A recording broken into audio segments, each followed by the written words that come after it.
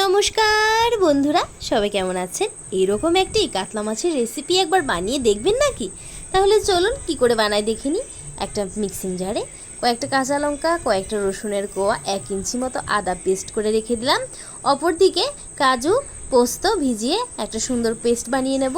এবারে কাতলা মাছের পিস আমি নিয়ে নিয়েছি, তার মধ্যে সামান্য নুন দিয়ে ম্যারিনেট করে রেখে দেবো।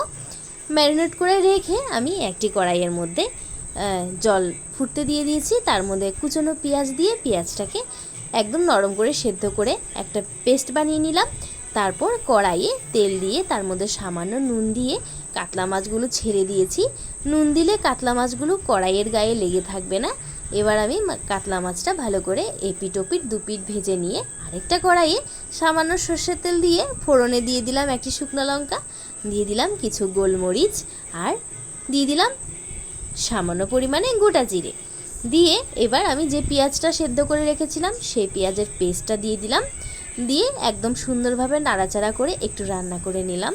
তারপর তার মধ্যে দিয়ে দেব যেই আদা রসুন আর কাঁচা লঙ্কা পেস্ট করে রেখেছিলাম সেই পেস্টটা দিয়ে সুন্দর করে রান্না করে নিলাম ওই কাঁচা লঙ্কার গন্ধটা যাওয়া অবধি। তারপর তার মধ্যে দিয়ে দিয়েছি কাজু আর পোস্তর বেটে রাখা পেস্টটা।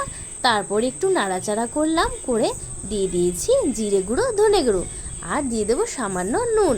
ব্যাস, আর কোনো মশলা যাবে না এর মধ্যে। তারপর ভালো করে কষিয়ে তেলটা ছেড়ে উঠলে তার মধ্যে দিয়ে দিলাম জল।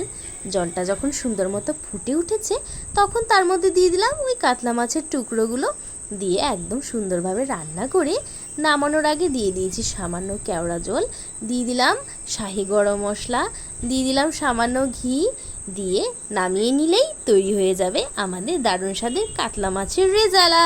টাটা।